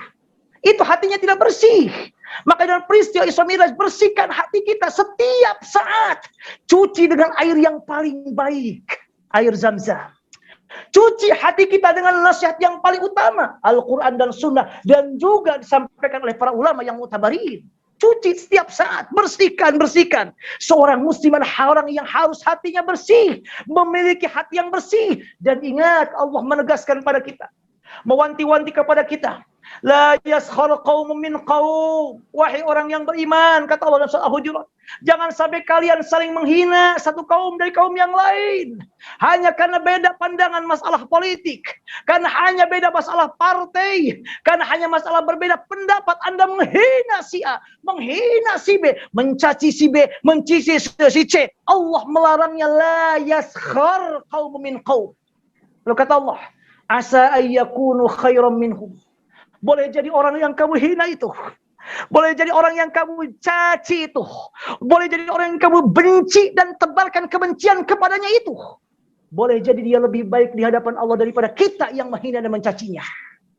Allahu Akbar. Hati yang bersih, damai, mulut dijaga, tangan dijaga. Ini makna dari Isra Mi'raj yang utama juga. Dibersihkan hati Nabi Muhammad SAW. Bahkan kata para ulama, Nabi Muhammad 4 kali dibersihkan. Dibelah dadanya, dibersihkan dadanya. Pertama ketika beliau berada di rumah Halimatus Sa'diyah. Yang kedua ketika beliau berusia 10 tahun. Yang berikutnya adalah ketika beliau diangkat di Nabi dan Rasul. Kemudian juga yang berikutnya adalah ketika beliau terjadi peristiwa Isra Mi'raj. Menurut para ulama 4 kali. Artinya pentingnya kita terus memperbaiki hati kita. Kadang kita hanya berpikir bahwa perbuatan maksiat itu hanya minuman keras. Kadang kita hanya berpikir bahwa maksiat itu hanya berzina. Betul, itu maksiat. Benar, itu perbuatan dosa. Namun ingat, bukan hanya hanya itu perbuatan dosa. Bahkan kata para ulama di antaranya Imam Al-Ghazali dalam Ihya Ulumuddin mengatakan, ada dosa yang lebih parah dari dosa itu. Apa? Dosa hati. Dosa hati, hati yang selalu iri, dengki, dendam, menebarkan kebencian-kebencian. Itu yang juga harus kita perhatikan. Benar, kita harus menjauhi dari perbuatan minuman keras, dari perbuatan zina dan lain sebagainya. Namun jangan lupa juga hati kita juga harus dibersihkan. Bukankah Allah berfirman dalam Al-Quran bahwa orang yang kelak akan selamat menghadap Allah di hari kiamat adalah orang yang illa man atallah, kecuali untuk orang yang datang menghadap Allah membawa apa? Orang yang akan selamat membawa apa? Biqalbin salim, membawa hati yang selamat, hati yang bersih. Yang berikutnya, Nabi Muhammad di antaranya nampak dari mahabbah rahmah ini. Nabi Muhammad SAW dipegang tangannya oleh malaikat Jibril. Allahu Akbar. Dalam hadis riwayat Imam Bukhari, kata Anas bin Malik, kata Rasulullah SAW, "Tsumma akhadha biyadi." Kemudian malaikat Jibril memegang tanganku, kemudian membawa Mi'raj naik ke atas. Dipegang dengan penuh kehangatan, kedamaian, kecintaan. Bahkan bukan hanya itu. Kalau kita lihat dalam uslubnya tentang Isra Mi'raj, dengan dialog. Wahai Jibril, apa itu? Wahai Muhammad, itu adalah ini. Dialog dengan malaikat penjaga langit. Wahai penjaga langit ini. Dialog dengan nabi-nabi. Dialog penuh kecintaan. Bahkan bukan hanya itu, ketika ditanyakan oleh malaikat, siapa bersamamu? Muhammad. Malaikat penjaga langit mengatakan, marhaban bihi wa ahlan fayastabshiru bihi ahlus sama. Ahlan, selamat datang wahai Nabi Muhammad. Penuh kecintaan, kedamaian, rahmat. Ini artinya bahwa di antara hal penting utama dari peristiwa Isra Mi'raj ini, seorang muslim adalah seorang yang harus menjaga kedamaian, kenyamanan dalam bicara. Dalam berbuat, bergerak, malaikat Jibril memegang tangannya. Dalam bicara, marhaban, ahlan, selamat datang dengan Ibnu Salih. Dengan Ibnu Salih, orang yang soleh, orang yang luar biasa. Bahkan bukan hanya itu. Yang lebih menarik lagi. Dalam peristiwa Isra Mi'raj, Allah menyebutkan semua yang ada di sekitar kita, lingkungan kita. Allah menyebutkan tempat, Masjidil Haram, Masjidil Aqsa. Allah menyebutkan waktu, lailan. Subhanalladzi asra bi 'abdihi lailan. Waktunya. Allah menyebutkan dari malaikat, ada Jibril, ada Mikail. Allah menyebutkan dari manusia, Nabi Muhammad. Allah menyebutkan dari hewan, buraq.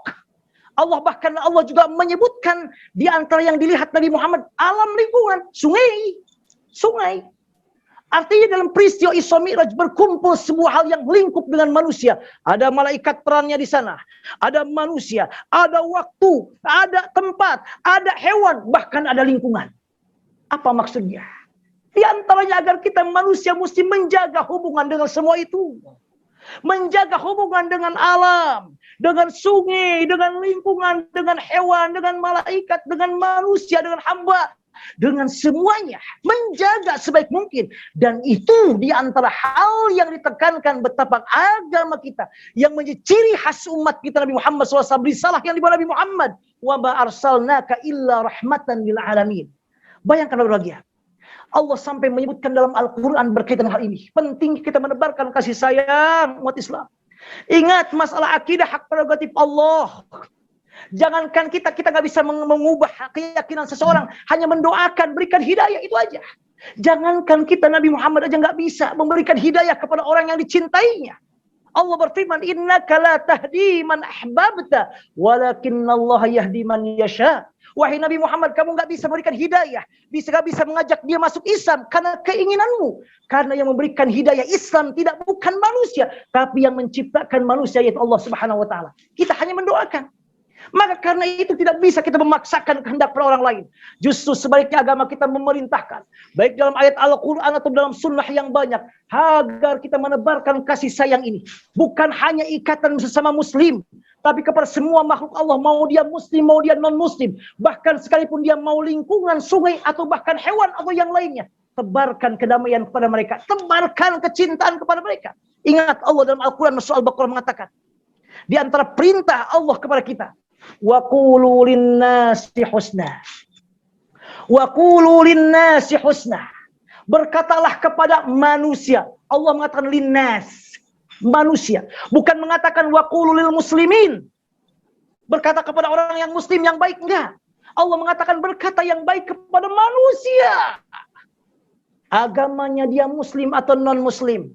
Bahkan sekalipun dia mungkin tidak beragama, karena itu hak masalah akidah, keyakinan, hak prerogatif Allah. Kita gak bisa ikut campur, hanya mendoakan. Namun bermuamalah, wajib kita berbuat baik, berkata yang baik, bukan hanya kepada muslim, non-muslim pun demikian. Ingat, Allah memerintahkan Nabi Musa, Nabi Harun ketika berdakwah kepada Fir'aun yang sangat super duper jahatnya, mengaku sebagai Tuhan. Apa kata Allah? Allah berfirman dalam hal ini dalam surah Thaha ayat 43-44, "Idhaba ila fir'auna innahu tagha." Wahai Musa dan Harun, dakwahlah kepada Fir'aun karena dia telah ingkar dan jahat dan durhaka. Namun ingat kata Allah, "Faqula lahu qawlan layyina." Namun ingat, aku berpesan satu hal wahai Musa Harun. Dakwahlah, ajaklah kepada Fir'aun. Gunakan perkataan qawlan layyinan, perkataan yang lemah lembut. Allahu Akbar. Berdakwah kepada Fir'aun yang mengaku sebagai Tuhan, Allah perintahkan lemah lembut. Dan kata para ulama, tidak ada satupun manusia di jagat raya ini yang paling jahat dari jahatnya Fir'aun. Tidak ada satupun manusia makhluk di jagat raya ini yang durhakanya melebihi kedurhakaan Fir'aun. Fir'aun orang durhaka nomor wahid. Dia mengaku sebagai Tuhan, disebutkan oleh Allah, dia togid, dia mufsidin, dia segala macam, paling jahat. Namun ketika bermuamalah dengan Fir'aun, Allah perintahkan, wahai Musa, dakwalah kepada Fir'aun dengan perkataan yang lembut. Kalau dengan Fir'aun saja yang jelas-jelas mengaku sebagai Tuhan, Allah perintahkan kita berkata dengan lunak, apalagi dengan yang bukan Fir'aun. Apalagi yang bukan Fir'aun. Bahkan bukan hanya itu, Allah bahkan ayat yang lain dalam surah Al-Maidah ayat 32. Ini yang sering lupa. Allah menegaskan, hadirin hai umat Islam, Allah berfirman, "Man qatala nafsan bi ghairi nafsin aw fasadin fil ardi faka'annama qatalan nasa jami'a." Siapa yang membunuh satu nyawa, satu jiwa. Allah enggak mengatakan man qatala musliman, satu muslim, tidak. Satu jiwa. Jiwa ini mau manusia, mau bukan manusia, mau muslim atau non-muslim. Apa kata Allah? Kalau kita membunuh satu jiwa tanpa sebab yang benar, maka dosanya seperti membunuh semua manusia di jagat raya ini. Sebaliknya, wa man ahyaha faka'annama ahyan nasa jami'a. Siapa yang menghidupkan satu jiwa, yang mau meninggal disehatkan, yang tidak punya pekerjaan diberikan pekerjaan, yang sulit diberikan ke lapangan, memberikan kehidupan untuk satu jiwa, apa pahalanya? Maka faka'annama ahyan nasa jami'a, pahalanya seperti dia menghidupkan semua manusia di jagat raya ini. Billahi alaik. Kalau setiap umat muslim memegang ayat ini, menjaga kehormatan semua makhluk Allah, apapun dia, muslim atau enggak muslim, manusia atau bukan, maka saya yakin insya Allah makna Isra Miraj yang sering kita peringati setiap tahun, di antara hikmah dan makna dapat terwujud dengan luar biasa. Dan satu hal terakhir yang menariknya, Allah menyimpan ayat yang berkaitan tentang perlunya bahwa Allah memuliakan semua manusia. Walaqad karramna bani Adam, kata Allah. Sungguh kami telah memuliakan semua manusia. Bukan hanya muslimin saja. Betul, orang muslim lebih dari yang lainnya, betul. Namun dalam ayat ini Allah mengatakan Allah memuliakan semua manusia. Yang menarik ayat ini, Allah menegaskan kami memuliakan manusia. Adanya dalam surat Al-Isra. Adanya dalam surah Isra Mi'raj. Ingin betapa, sekali lagi, ingin menunjukkan betapa di antara hikmah tersebut adalah ketika kita bisa menghormati, mencintai, memuliakan semua makhluk Allah, siapapun dan apapun dia. Demikian barangkali, mudah-mudahan bermanfaat. Yang benar dari Allah dan Rasulnya, yang salah dan keliru dari saya pribadi. Aqulu qouli hadza wa astaghfirullah li wa lakum. Wassalamualaikum warahmatullahi wabarakatuh. Waalaikumsalam warahmatullahi wabarakatuh. Terima kasih kami sampaikan atas kajian luar biasa yang disampaikan oleh Ustadz Aib. Tentunya kita semua bisa mengambil ya hikmah-hikmah yang luar biasa yang tadi disampaikan dan menggunakan itu untuk memperbaiki kehidupan kita. Sungguh siraman rohani yang luar biasa, Ustadz. Dan di sini ada 3 pertanyaan, Ustadz, diperbolehkan? Ahlan, silakan Mas Ali. Menyampaikan 3 pertanyaan melalui chat. Tapi saya bisa ringkas menjadi 2 pertanyaannya, karena pertanyaan pertama dan pertanyaan ketiga ini mirip-mirip. Pertama, ketika Rasulullah SAW melihat ini melihat surga dan neraka, itu reaksinya seperti apa Rasulullah waktu itu? Penanya pertama, penanya ketiga, ini mengaitkan dengan hadis. Karena Rasulullah pernah bersabda, surga itu mala ainun ru'at, wala uzunun sami'at, wala khotara ala qalbi bashar. Katanya tidak akan terlintas. Tapi kenapa Rasulullah saat itu bisa melihat gitu? Nah, seperti itu. Terus yang pertanyaan yang selanjutnya yaitu mengenai bagaimana kita memaknai Isra Mi'raj dan mengkaitkan dengan kondisi dinamika sekarang ini. Mungkin sudah yang terjawab tadi, mungkin silakan diberikan tanggapan oleh Ustaz Aib. Terima kasih. Terima kasih, barakallahu fiik. Terima kasih atas pertanyaan sangat luar biasa ini. Barakallahu fiikum wa jazakumullah khairan katsiran. Reaksi Nabi Muhammad SAW ketika beliau masuk ke surga, sebenarnya disebutkan dalam banyak hadis. Beliau tentu sangat kagum. Bahkan kemudian Rasul mengatakan dalam redaksinya, beliau mengatakan mala ainun ra'at, hadis yang tadi, wala udhunun sami'at, wala khatara ala qalbi bashar. Kenikmatannya kata Rasulullah tidak bisa dilihat dengan mata, dibayang-bayang dengan mata, enggak. Belum pernah terdengar kenikmatannya oleh telinga kita. Dan tidak akan pernah terbetik dalam hati kita. Jika kita masih menggambarkan, masih bisa membayangkan surga itu begini menurut mata kita, maka itu bukan surga. Jika kita masih bisa mendengar kenikmatan surga begini, maka itu bukan surga. Jika kita masih bisa membayangkan dalam hati kita kenikmatannya begini, maka itu bukan surga. Surga itu lebih dari itu semuanya. Rasul mengatakan demikian. Maka ketika Rasul reaksinya seperti tadi. Rasul dalam hadisnya mengatakan mala ainun ra'at wala udhunun sami'at wala khatara ala qalbi bashar. Makanya Allah dalam surah Ali Imran ayat 186 menegaskan bahwa kunci seseorang dikatakan sukses tidaknya, berhasil tidaknya kata Allah, dan itu yang betul-betul sukses menurut Allah adalah manakala ketika dia dijauhkan dari neraka dan dimasukkan ke dalam surga. Allah berfirman, "Faman zuhziha 'anil nar wa udkhilal jannata faqad faz. Wa mal hayatud dunya illa mata'ul ghurur." Siapa orang yang dijauhkan dari neraka, dimasukkan ke dalam surga, itulah hakikat orang yang betul-betul beruntung. Orang yang betul-betul sukses menurut Allah. Kenapa? Karena kenikmatan yang luar biasa. Reaksi Nabi Muhammad luar biasa. Sebagaimana sabdanya tadi, "Mala ainun ru'at wala udhunun sami'at wala khatar al qalbi bashar." Bagaimana Nabi Muhammad bisa melihat surga? Bukankah kenikmatannya tidak bisa dijangkau? Betul, yang tidak bisa dijangkau adalah kenikmatannya. Tidak bisa digambarkan, dibayangkanlah kenikmatan surganya. Namun masuk ke surganya, maka bisa. Maka bisa. Apalagi Nabi Muhammad SAW. Bahkan Bilal bin Rabah, di antara sahabat Rasulullah SAW, di antara sahabat yang pernah ketika Nabi Muhammad masih hidup, Bilal masih hidup, Rasul mendengar dan diwahyukan oleh Allah bahwa Nabi Muhammad mendengar suara sendalnya Bilal bin Rabah di dalam surga. Bilal calon ahli surga di dalam surga. Artinya kenikmatan yang agung, yang luar biasa, bukan berarti tidak bisa dimasuki dan dilihat kenikmatannya, tidak. Insya Allah siapapun yang nanti bisa memasukinya dengan izin Allah, mudah-mudahan kita semua dan keluarga besar kita semuanya, mudah-mudahan muslimin muslimat dimanapun berada, mudah-mudahan bisa masuk ke dalam surga, insya Allah. Maka kenikmatan yang luar biasa, sekali lagi, itu yang luar biasa, yang tidak dibangkau dengan pandangan, tidak bisa dijangkau dengan telinga, tidak bisa dijangkau dengan hati, bukan surganya, bukan masuk ke surganya, tapi kenikmatan surganya. Namun masuk surganya, jelas insya Allah kita akan bisa memasukinya. Bahkan Allah mengatakan, udkhulul jannah, masuklah kalian ke surga. Nah, sekalipun kenikmatan luar biasa, yang luar biasa tadi, yang tidak bisa dijangkau oleh mata, oleh telinga dan hati, bukan masuk ke surganya, tapi kenikmatan surganya. Adapun kalau sudah masuk surga, insya Allah kita maka bisa menikmati semuanya dengan izin Allah. Yang ketiga, tentang kaitan dengan dinamika sekarang. Betul sekali, Masya Allah, luar biasa. Di antaranya dengan berkaitan dengan wabah, mungkin dinamika sekarang adalah wabah. Yang pertama saya sampaikan oleh guru kita dan orang tua kita, Pak Dubes yang berbahagia, yaitu kita perlu sabar. Sabar, karena ma'asawma bi musibatin illa bi'idnillah. Semua atas izin Allah. Semua atas ketentuan Allah. Dalam hadis riwayat Imam Bukhari, Rasulullah SAW bersabda dalam sahihnya, "Innallaha kataba maqadiral khalaiq qabla an yakhluqas samawati wal arda bi 50,000 sanah."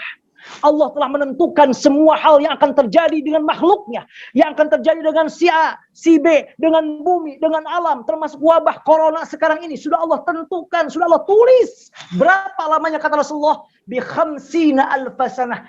50.000 tahun sebelum Allah menciptakan langit dan bumi. 50.000 tahun sebelum Allah menciptakan langit dan bumi, Allah sudah menentukan bahwa si fulan akan sakit ini, si fulan akan sakit itu, akan terjadi wabah ini. Maka artinya ketika apa yang terjadi dengan kita, maka kita terima dengan penuh keikhlasan dan keriduan sebagai bagian dari iman kita kepada qada dan qadar Allah. Yang kedua, berdoa kepada Allah. Berdoa kepada Allah. Dan sebanyak ikatan yang luar biasa. Karena kalau kita lihat berkaitan Allah Subhanahu wa taala, firman Allah berkaitan dengan musibah, misalnya zaharul fasalu fil barri wal bahri. Telah nampak kerusakan di muka bumi, telah nampak musibah ini. Apa akhir ayatnya umumnya? Dua hal. Dua kata. La'allahum yarji'un, la'allahum yatadarra'un. Itu aja. Agar mereka kembali kepada Allah. Agar mereka dekat dengan Allah. Bertaubat kepada Allah, mempersiapkan untuk kehidupan yang abadi. Itu maksudnya. Mengingatkan kita dalam ayat yang lain, illa takhwifan, mengingatkan kita jangan terlena dengan dunia ini. Dan Masya Allah, dengan corona ini, seperti disampaikan oleh Pak Dubes tadi, hikmahnya luar biasa. Yang tidak mengenal Allah jadi mengenal Allah. Yang tidak pernah terucap di bibirnya ya Allah, sekarang ya Allah, ya Allah, ya Allah. Allah baru memberikan di antara senjatanya, di antara jundinya, di antara tentaranya, virus yang gak kelihatan. Kita Masya Allah manusia yang lemah, kocar kacir. Betapa menunjukkan lemahnya kita. Jangankan dengan malaikat yang diturunkan. Jangankan dengan tentara berupa angin ataupun yang lainnya. Hanya wabah yang kita gak lihat, kita membuat seluruh dunia ini. Allahu Akbar, ketakutan dan yang lainnya. Di antaranya agar kita kembali kepada Allah. Ingat. Jangan terlena dengan dunia ini. Wa mal hayatud dunya illa mataul ghurur. Berikan yang terbaik di dunia ini. Isi dengan intaj yang luar biasa. Isi dengan kebaikan yang luar biasa sebagai bekal di hidup abadi yang kekal di akhirat nanti. Isi dengan menebarkan kebaikan, menebarkan kasih sayang, membantu sesama, menolong sesama, memohon kepada Allah. Ikatan vertikal, horizontalnya luar biasa. Itu yang kita kembangkan. Kembali kepada Allah, kembali kepada Allah. Yang berikutnya, kita harus mengambil sebab. Harus ambil sebab. Patuhi perintah dari pimpinan kita. Dari tenaga kesehatan kita. Dari pemerintah kita. Ingat Allah memerintahkan ini wajib taat pemerintah. Hadirin yang berbahagia. Wajib taat presiden. Wajib taat pemerintah. Wajib taat kepada pemerintah. Allah berfirman dalam surah An-Nisa. Ya ayyuhalladzina amanu. Ati'ullaha. Wa ati'ur rasul wa ulil amri minkum.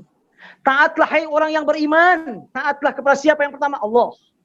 Yang kedua kepada Rasul. Yang ketiga pada ulul amri, pemerintah, pemimpin kita. Saking pentingnya kita taat kepada pemerintah sampai Allah menggandengkan kewajiban taat dengan pemerintah setelah kewajiban taat kita kepada Allah dan Rasulnya.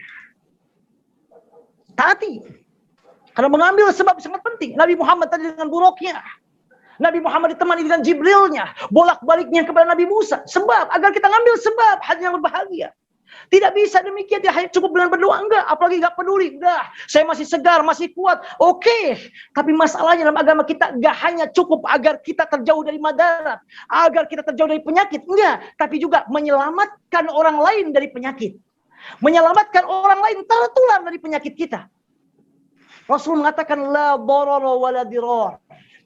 Jangan membuat madarat kepada diri kita dan jangan memadaratkan orang lain. Saya sehat, tapi masalahnya di sekeliling kita ada orang tua kita yang sudah sepuh. Ada kakek kita, ada guru ngaji kita yang sudah tua, yang kekuatannya kurang dari kita. Lalu kita nggak mematuhi protokol kesehatan. Betul, saya tidak terkena, tapi orang lain malah akan terkena. Jika kita tahu dan yakin saya terkena penyakit tersebut, lalu sengaja menebarkan ke orang lain, tidak mematuhi protokol kesehatan, maka para ulama mengatakan dia adalah berdosa besar. Berdosa besar, karena dia yakin dia berpenyakit dan menularkan ke orang lain, dia tidak menjaganya. Maka kita ambil sebab. Ambil sebab sebanyak mungkin. Patuhi protokol kesehatan. Termasuk jangan lupa perbanyak istighfar. Karena istighfar termasuk di antara bentuk ataupun cara kita keluar dari semua wabah dan penyakit. Dari semua kesulitan hidup kita. Faqultu astaghfiru rabbakum innahu kana ghaffara yursilis samaa'a 'alaikum midrara wa yumdidkum bi amwali wa banina wa yaj'al lakum jannati wa yaj'al lakum anhara. Dan surah Nuh. Dalam ayat dalam hadis Rasul mengatakan siapa yang banyak membaca istighfar, Allah akan menjadikan setiap kesulitannya kemudahan dan jalan keluar. Perbanyak istighfar, perbanyak bertaubat kepada Allah. Bagi yang memiliki kelebihan harta atau tenaga, bersedekah. Karena sedekah di antara hal juga kita keluar dari wabah ini. Ingat, sampai Allah menegaskan bahwa dalam keadaan tersulit, au it'amu fi yaumin dzi masghabah dalam Al-Quran. Memberikan makanan dalam keadaan paceklik, dalam keadaan orang sangat susah, itu pahalanya dahsyat dan luar biasa. Merupakan di antara ciri penghuni surga, calon ahli surga. Ciri orang bertakwa membantu sesamanya ketika kesulitan. Maka saat ini yang mempunyai kelebihan harta berbagi dengan yang kekurangan, yang mungkin nggak bisa untuk melakukan aktivitas atau kurang dari itu lainnya, berbagi, berinfak, bersedekah. Dan yang terakhir, perbanyaklah membaca salawat kepada Rasulullah SAW. Salawat kepada Rasulullah SAW. Perbanyaklah membaca salawat kepada Rasulullah SAW. Dalam hadis riwayat Imam At-Tirmidzi dengan sanad hasan, diterima dari Ubay bin Ka'ab. Ubay bin Ka'ab pernah berkata, "Ya Rasulullah, saya ini orang yang paling banyak bersolawat kepada Anda. Kira-kira berapa banyak dari waktu doa saya aku bersolawat kepada Anda?" Kata Rasulullah, "Masyita, terserah Anda." Kemudian kata Ubay, "Kalau demikian ya Rasulullah, 1/3 waktu doa saya adalah bersolawat kepada Anda." Jadi berdoanya cuma 2/3 saja. 1/3-nya salawat, dan salawat. Kata Rasulullah, "In syi'ta, terserah Anda. Fa in zidta fa huwa khairun lak." Tapi kalau lebih dari itu, maka itu lebih baik. Kata Ubay bin Ka'ab, "Kalau demikian ya Rasulullah, saya akan menjadikan anis 1/2 dari waktu ibadah saya itu adalah bersolawat. Kata Rasulullah, "Terserah Anda. Fa in zidda fa huwa khairun lak." Tapi kalau lebih dari setengahnya, itu lebih baik bagi Anda. Kata Ubay bin Ka'ab, "Kalau demikian saya 2/3 waktu ibadah saya, waktu doa saya, semua solawat. Kata Rasulullah, "Terserah Anda. Tapi kalau lebih dari itu, maka itu lebih baik bagi Anda." Akhirnya kata Ubay bin Ka'ab, "Ya Rasulullah, kalau demikian semua waktu doa saya adalah solawat. Saking semuanya solawat, saking banyaknya dia bersolawat, dia tidak sempat lagi meminta kepada Allah. Dia tidak sempat lagi berdoa kepada Allah. Bersolawat. Mendengar ini apa kata Rasulullah? "Idzan, kalau kamu lakukan itu, tukfahammuka wa yughfar laka dzanbuk." Kalau kamu lakukan itu banyak salawat dalam hidupmu, maka semua kesulitan yang kamu hadapi akan diberikan kemudahan dan jalan keluar oleh Allah. Dan bahkan Allah akan mengampuni dosa-dosamu. Ibnu Hajar Al-Asqalani dalam kitabnya Badlul Ma'un, ketika setelah menjelaskan hadis ini, beliau mengatakan bahwa para ulama mengatakan di antara sebab dan cara agar keluar dari musibah-musibah besar itu adalah memperbanyak membaca salawat kepada Rasulullah SAW. Kemudian berdalil dengan hadis Ubay bin Ka'ab dalam hadis yang diriwayatkan Imam Tirmidzi dalam sunannya dengan sanad hasan.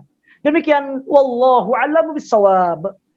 Terima kasih, sangat mencerahkan kajian kita pada sore hari ini. Kita berharap semoga pertanyaan-pertanyaan kita yang belum sempat terlontarkan bisa menjadi pemicu bagi kita untuk lebih banyak lagi mencari ilmu. Karena keterbatasan waktu, maka kajian kita akhiri sampai di sini, dan kami ucapkan terima kasih sekali kepada seluruh peserta yang ini tidak hanya dari Thailand, ada dari Depok, ada dari Bogor, ada dari Cilacap, ada dari negara lain, beberapa KBRI yang lain juga mengikuti, dan semoga keberkahan dari acara ini bisa tersebar ke seluruh kita yang hadir dan juga orang-orang yang kita cintai dan orang-orang yang di sekeliling kita. Amin. Ustadz Aep, mau terima kasih kami sampaikan atas perkenannya untuk menjadi pembicara pada kesempatan sore hari ini. Sami-sami, terima kasih kembali Pak Saim, Pak Dubes, terima kasih. Untuk menambah keberkahan, kami minta Ustadz Aep untuk memimpin doa Ustadz, dan kita mengamini. Baik Bapak Bahagia, mari kita sama-sama berdoa kepada Allah SWT. Mudah-mudahan Allah mengabulkan doa kita kesempatan sore atau siang yang berbahagia ini dan waktu malam, waktu Bangkok ini. Allahumma salli wa sallim wa barik ala sayyidina wa habibina wa nabiyyina Muhammadin wa ala alihi wa sahbihi wa barik wa sallim ajma'in. Amin. Alhamdulillahirabbil alamin, hamdan na'imin, hamdan syakirin, hamdan yuwafi ni'amahu wa yukafi'u mazidah. Ya Rabbana lakal hamdu kama yanbaghi li jalali wajhikal karim wa 'azimi sultanik. اللهم صل على سيدنا محمد في الأولين وصلهم على سيدنا محمد في الآخرين sallallahu ala sayyidina Muhammadin fil mala'il a'la ila yaumiddin. Astaghfirullahalazim. Nastaghfirullahalazim min kulli dhanbin wa natubu ilaih. Allahumma ighfir lana wa liwalidina warhamhum kama rabbana shighara. ولجميع المسلمين والمسلمات والمؤمنين والمؤمنات الأحياء منهم والأموات إنك سميع قريب مجيب دعوات يا قاضي الحاجات اللهم اغفر لنا وأنت خير الغافرين وارحمنا وأنت خير الراحمين وعافنا واعف عنا وأنت خير العافين وارزقنا وأنت خير الرازقين وافضل علينا وأنت خير المفضلين وتوفنا مسلما والحقنا بالصالحين اللهم إنا نسألك رضاك والجنة ونعوذ بك من سخطك والنار اللهم إنا نسألك رضاك والجنة ونعوذ بك من سخطك والنار اللهم إنا نسألك رضاك والجنة ونعوذ بك من سخطك والنار Ya Allah, ya Rahman, ya Rahim, kami mohon padamu ya Allah, pada kesempatan yang mulia ini, di bulan yang kau muliakan ini, semoga engkau mengampuni dosa kesalahan khususnya orang tua kami ya Allah yang sudah meninggal dunia, atau mertua kami yang sudah meninggal dunia, kakak kami, adik kami yang sudah meninggal dunia, kerabat kami, keluarga besar, handai tolan muslimin muslimat yang sudah meninggal dunia. Ampuni dosa kesalahan mereka ya Allah, terima segala amal ibadah kebaikan mereka, tempatkan mereka di tempat yang mulia, curahkan rahmatmu ya Allah, curahkan ampunanmu ya Allah, curahkan ridhamu untuk mereka ya Allah, lapangkan kuburnya, terangi kuburnya ya Allah, khususnya orang tua kami. Curahkan dan berikan kenikmatan kepada mereka di alam kuburnya, dan jauhkan ya Allah dari siksa kubur untuk mereka. Pun demikian dengan orang tua kami yang masih ada di alam dunia ini, baik ayah kami atau ibu kami atau mungkin mertua kami yang masih ada di alam dunia ini, kakak, adik, kerabat, keluarga besar, handai tolan muslimin muslimat yang masih ada di alam dunia ini. Ya Allah, ya Rahman, ya Rahim, kami mohon padamu ya Allah, ampuni dosa kesalahan mereka yang sengaja atau yang tidak, yang besar atau yang kecil. Terima segala amal ibadah kebaikan mereka ya Allah. Ya Allah, bimbing mereka ya Allah dimanapun mereka berada. Bimbing untuk senantiasa dalam agamamu, dalam ridhamu dan di jalanmu. Jauhkan mereka dari bala, musibah, bencana, penyakit, termasuk dari wabah corona ini ya Allah. Serta lindungi mereka ya Allah dari semua makhlukmu yang jahat atau yang berniat jahat, yang nampak atau yang tidak nampak. Pun lindungi mereka ya Allah dari semua yang tidak engkau ridhai. Ya Allah, ya Rahman, ya Rahim, kami mohon padamu ya Allah, jika untuk orang tua kami khususnya, jika di antara mereka khususnya orang tua kami saat ini ada yang sedang sakit, kami mohon padamu ya Allah, sembuhkan, sembuhkan ya Allah, sembuhkan. Yang sedang sulit, berikan jalan keluar. Yang sedang sedih, gantikan dengan kebahagiaan. Yang punya hajat keinginan, kabulkan ya Allah hajat keinginan mereka. Ya Allah, ya Rahman, ya Rahim, kami juga mohon padamu ya Allah, untuk putra-putri kami dimanapun berada, mudah-mudahan engkau jadikan mereka sebagai putra-putri yang saleh dan salihah, berbakti mengabdi untuk orang tua, agama, nusa dan bangsa. Sehatkan mereka ya Allah, lahir batinnya, jasmani dan rohaninya. Mudahkan semua urusan mereka dunia akhiratnya. Mudahkan studinya, mudahkan ibadahnya, mudahkan kuliahnya, mudahkan pekerjaannya, mudahkan jodohnya, mudahkan keturunannya, mudahkan semua urusan dunia dan akhiratnya. Ya Allah, kami titipkan putra-putri kami kepadamu, jiwa raganya, agamanya, hidup kehidupannya, lahir juga batinnya. Ya Allah, ya Rahman, ya Rahim, lindungilah mereka dimanapun mereka berada. Lindungi dari semua yang tidak engkau ridhai. Lindungi dari semua makhlukmu yang jahat atau yang berniat jahat, yang nampak atau yang tidak nampak. Jauhkan dari mereka bala, musibah, bencana, penyakit, termasuk dari wabah corona ini ya Allah. Jika di antara mereka ada yang sedang sakit saat ini ya Allah, sembuhkan, sembuhkan ya Allah. Yang sedang sulit, berikan jalan keluar. Yang sedang ada masalah, berikan kemudahan. Yang punya hayat keinginan, kabulkan ya Allah ya Rabbal Alamin. Bahagiakan mereka ya Allah di dunia ini, di alam barzah dan di alam akhirat kelak. Pun demikian ya Allah, kami mohon padamu ya Allah, untuk kami semua khusus yang hadir pada kesempatan kali ini. Ya Allah, ya Rahman, ya Rahim, ampuni dosa kesalahan kami yang sengaja, yang besar atau yang kecil, yang sengaja atau yang tidak. Baik dosa dan kesalahan kepadamu, kepada Rasulmu, atau bahkan mungkin yang paling penting kepada orang tua kami ya Allah. Barangkali ada kata-kata kami yang menyakiti mereka, ada sikap kami yang menyakiti mereka, ada tutur kata kami yang meninggikan di atas mereka ya Allah. Ampuni dosa kesalahan kami ya Allah.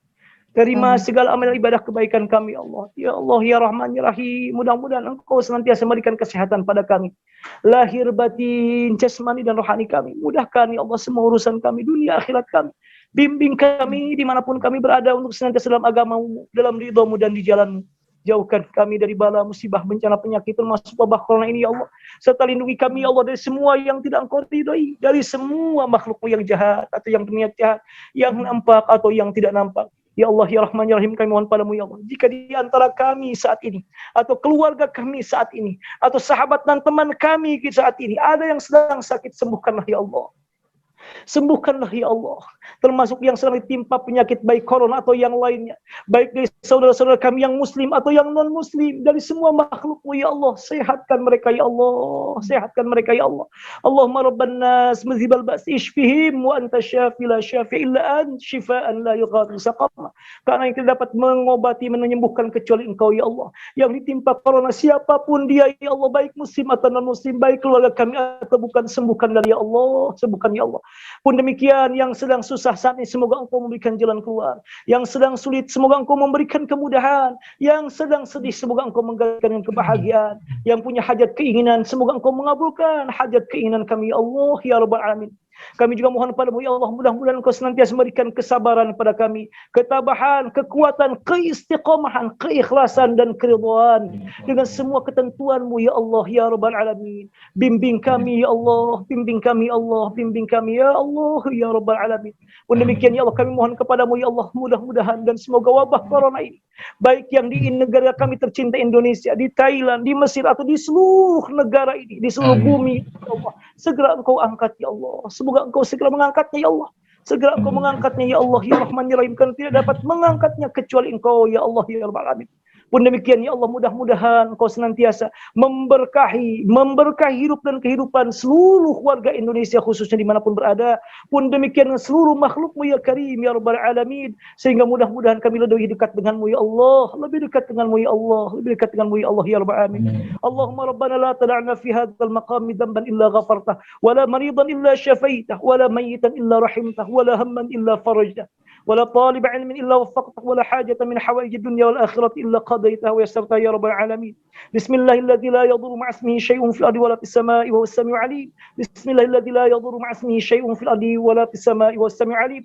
بسم الله الذي لا يضر مع اسمه شيء في الأرض ولا في السماء وهو السميع العليم. اللهم إنا نعيذنا بكلمات الله التامة من كل شيطان وهامة ومن كل عين لامة. اللهم ربنا آتنا في الدنيا حسنة وفي الآخرة حسنة وقنا عذاب النار. وصلى الله على سيدنا وحبيبنا ونبينا محمد صلى الله عليه وسلم وعلى آله وصحبه وبارك وسلم. سبحان ربك رب العزة عما يصفون وسلام على المرسلين والحمد لله رب العالمين. الفاتحة. أعوذ بالله من الشيطان الرجيم. بسم الله الرحمن الرحيم. الحمد لله الرحمن الرحيم.